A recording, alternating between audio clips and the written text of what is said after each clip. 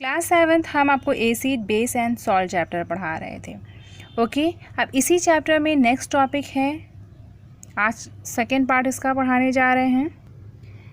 Some chemical properties are blue. ठीक, अब हम केमिकल प्रॉपर्टीज़ की बात करने जा रहे हैं, एसिड की ही। रिएक्शन विथ मेटल्स, मेटल के साथ अगर रिएक्शन होगी तब क्या होगा? Dilute acid react with same metal to form a salt and release hydrogen gas. उसमें से रिलीज क्या होगी? हाइड्रोजन गैस रिलीज होगी। The metals replace the hydrogen of acid to form a salt. Gold, silver and copper are comparatively less reactive to acid and do not replace the hydrogen atom. Organic acid such as acetic acid or citric acid also react with active metal such as sodium, magnesium and calcium to form the corresponding salt and release hydrogen. Okay? यहाँ पर देखें, ये reaction हुई है metal की, acid, ये दोनों मिलकर क्या बना रहे हैं? मेटल सॉल्ट बना रहे हैं। और हम इसमें बताया गया था कि हाइड्रोजन जो है वो इसमें क्या होगी? रिलीज़ हो रही है। तो यहाँ पर देखें, मैग्नीशियम है, मेटल लिया गया है, H2SO4 है, इन दोनों को रिएक्शन करवाई गई है। ये दोनों मिलकर क्या बना रहे हैं? MgSO4 और H2 बना रहे हैं। ठीक, फिर सेकेंड रिएक्शन है, सेकेंड मेटल, ये भी मेटल से करवाई जा रही है, जिंक के साथ हाइड्रोक्लोरिक एसिड की करवाई जा रही है, 2HCl है। ओके, तो क्या हो जाएगा? ZnCl2 + H2। ओके, इन सभी में हाइड्रोजन जो है वो रिलीज़ होगा, बताया गया है। उसके बाद नेक्स्ट है, फिर जिंक के और H2SO4 की रिएक्शन हो रही है, क्या मिलकर बन रहा है? ZnSO4 + H2। यहाँ पर 2Na है, सोडियम के साथ किसकी हो रही है? हाइड्रोक्लोरिक एसिड की हो रही है, 2HCl की। दोनों मिलकर क्या बना रहे हैं? सोडियम क्लोराइड बना रहे हैं, NaCl और H2 बना रहे हैं। रिएक्शन विथ नॉन मेटल, अगर अब हम अधातु के साथ अगर रिएक्शन करते हैं तब क्या होगा? When concentrated acid react with non metal, non metallics, oxide and water is produced. यहाँ पे देखें, नॉन मेटल के साथ हो रही है और कंसंट्रेटेड एसिड, ये दोनों मिलकर क्या बना रहे हैं? नॉन मेटालिक एसिड, और वाटर जो है इसमें रिलीज़ होगा। यहाँ पर देखें, कार्बन है, और कार्बन के बाद यहाँ पर 2H2SO4, इन दोनों की रिएक्शन करवाई जा रही है। तो ये दोनों मिलकर क्या बनाएंगे? CO2 + 2SO2 + H2O। ठीक, यहाँ पर सल्फ़र है प्लस 2, या यहाँ पे हो जाएगा 2H2SO4। ठीक, सल्फ्यूरिक एसिड का फॉर्मूला होता है। ये दोनों मिलकर क्या बना रहे हैं? 2SO2 + H2O। वाटर हमने बताया है इसमें रिलीज़ होगा। फिर नेक्स्ट रिएक्शन है, reaction with metal, carbonate and bicarbonate. इन दोनों की रिएक्शन कैसे होगी? Dilute acid react with metal carbonates and bicarbonates to produce salt solution and carbon dioxide gas with brisk effervescence. Okay, तो यहाँ पर देखिए, मेटल है और यहाँ पर डायल्यूट एसिड है, इन दोनों की रिएक्शन हुई है, तो क्या बना है? सॉल्ट, वाटर और कार्बन डाइऑक्साइड। मतलब ये चीज़ें बनेंगी ही बनेंगी। यहाँ पर सॉल्ट तो बनेगा ही, वाटर भी बनेगा और कार्बन डाइऑक्साइड भी बनेगा। जैसे यहाँ पर हमने लिया है CuCO3, ठीक, और प्लस H2SO4, यहाँ पर हम दोनों की रिएक्शन करवाई तो क्या बना है? CuSO4, H2O और CO2। इसी तरह से यहाँ पर देखें, 2NaHCO3 है और 2H2SO4, इन दोनों की रिएक्शन हो रही है, तो क्या बन रहा है? यहाँ पर सॉल्ट बन रहा है, Na2SO4 + 2CO2 + 2H2O। इतना क्लियर हुआ? फिर हो रही है यहाँ रिएक्शन विद बेस। अगर बेस के साथ होगी, acid react with base and neutralize them to form neutral substance like salt and water. यहाँ पर एसिड है प्लस बेस, दोनों की रिएक्शन होगी तो क्या बनेगा? Salt plus water. HCl plus NaOH इन दोनों की रिएक्शन करवाई जा रही है, एसिड और बेस। एक एसिड का सब्सटेंस है, दूसरा बेस का सब्सटेंस है। दोनों मिलकर क्या बना रहे हैं, सॉल्ट बना रहे हैं और वाटर बनाएंगे, NaCl और H2O। इसी तरह से यहाँ पर नेक्स्ट रिएक्शन हुई है H2SO4 प्लस 2KOH। इन दोनों की रिएक्शन होगी तो क्या बनेगा, K2SO4 प्लस 2H2O। ओके, उसके बाद नेक्स्ट है यूज़ ऑफ एसिड। अब हम एसिड के यूज़ पढ़ने जा रहे हैं। Inorganic acid are used in home and industry. जो इनऑर्गेनिक एसिड होता है इसका यूज़ हम लोग इंडस्ट्री में भी करते हैं और घरों में भी, दोनों जगह करते हैं। Organic acid used as a part of food. ये किसका पार्ट है, पार्ट ऑफ फूड का है। Some common use of acid are as follows. Some इसके कुछ यहाँ पर यूज़ बताए गए हैं। पहला है हाइड्रोक्लोरिक एसिड। अब हाइड्रोक्लोरिक एसिड जो है उसका हमारी लाइफ में क्या यूज़ है, हम किस लिए उसका यूज़ करते हैं। ओके, तो फर्स्ट है it is used making glucose from starch. Okay, जो ग्लूकोज होता है उसको स्टार्च में फॉर्म करने के लिए।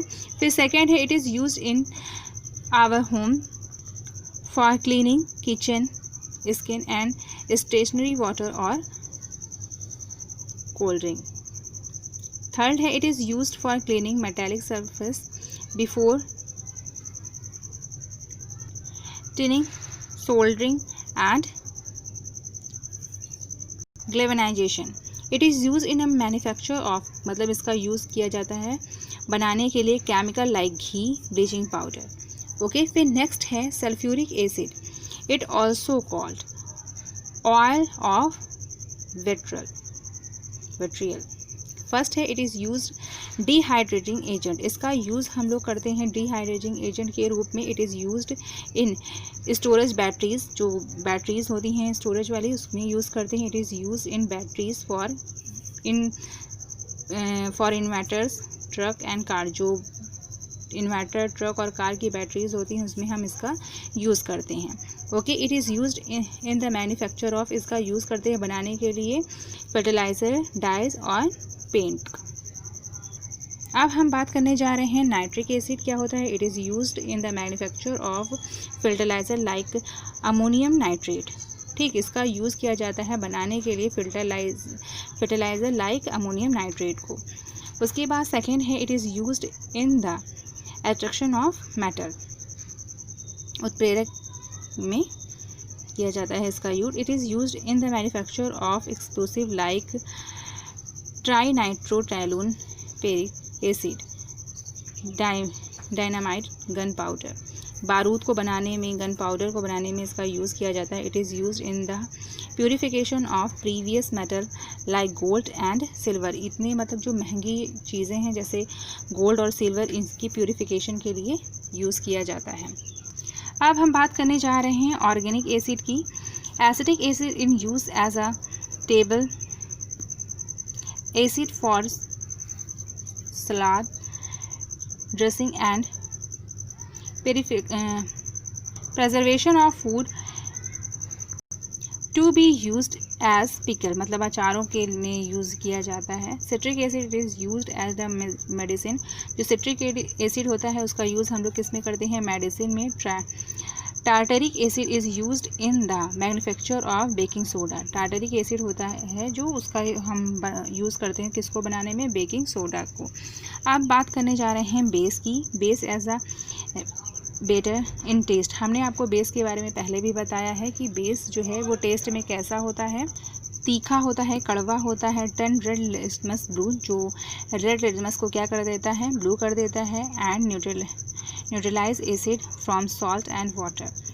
Base are supply slippery in touch. इसका मतलब टच करने पर ये फिसलता है। Bases are comparatively less soluble in water than acid. ये बहुत ही कम जो है घुलता है पानी में। Sodium hydroxide, potassium hydroxide and calcium hydroxide are the example of base. ये सभी किसके एग्जाम्पल हो जाएंगे, बेस के एग्जाम्पल हो जाएंगे।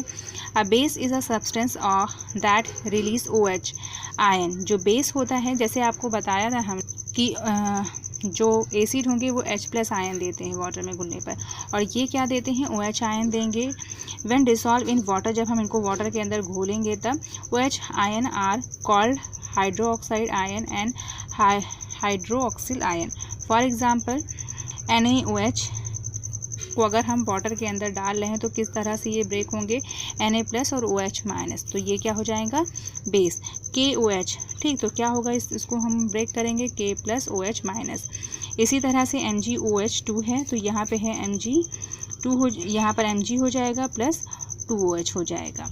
Okay, bases which are soluble in water are called alkalis, NaOH, KOH, CaOH2, but all base do not meet this condition. Hence, we can say that all alkalis are bases. जितने भी alkalis होते हैं वो क्या होते हैं, सभी base होते हैं, but all bases are not alkalis. अब हम आपको बताने जा रहे हैं strong and weak bases के बारे में. Some bases are very strong, can be even burn on our skin, while others are rarely melt, बहुत हल्के होते हैं. For example milk of magnesia is used as antacid medicine for relief from acidity, जो हमें relief करती है, आराम पहुंचाती है एसिडिटी में. Some base are either are not Some bases are either not soluble in water or they are sparingly soluble in water. Such bases are called weak base. Common example of weak bases are calcium. देखिए, जो weak base के example हैं वो हम आपको बता रहे हैं, calcium hydroxide, magnesium hydroxide and ammonium hydroxide etcetera. Magnesium hydroxide MgOH2 and ammonium hydroxide Na4OH है, are not soluble in water. ये सभी जो हैं वो वाटर पे नहीं घुलते हैं. They naturally produce less OH in solution and hence are weak base. Some base are easily soluble in water. ये जो होते हैं इजली सॉलेबल हमने बताया ही है. दीज आर स्ट्रॉन्ग बेस, जो होते हैं वो जल्दी, स्ट्रॉन्ग बेस जो होंगे वो ईजिली जो वाटर में घुल जाते हैं और वीक नहीं घुल पाते हैं. They are named as alkalis. Example of strong bases are sodium hydroxide and potassium hydroxide. They are formed as a result of dissolving their oxide in water. जैसे यहाँ पर रिएक्शन के थ्रू समझाया गया है, Na2O + H2O दोनों मिलकर क्या बना रहे हैं, 2NaOH बना रहे हैं. यहाँ पर देखिए आर्हीनियस ने बताया था, N acid when dissolve in water produce hydrogen H+ ion. हमने आपको बताया है जो एसिड होंगे वाटर के अंदर घुलने पर H+ आयन देते हैं, and base dissolve in water, जो बेस होते हैं वो वाटर के अंदर घुलने पर OH- आयन देते हैं. ओके, इसको हमने आपको पढ़ाया है, ये सेकेंड पार्ट था यहाँ तक, और इसको पढ़िएगा. और इस चैप्टर के 4 पार्ट बनाए हुए हैं, और क्या कहते हैं, जिसको जो आपको प्रॉब्लम होगी वो आपको देखिएगा, कमेंट के थ्रू मुझे बताइएगा, और चैनल को सब्सक्राइब करिए.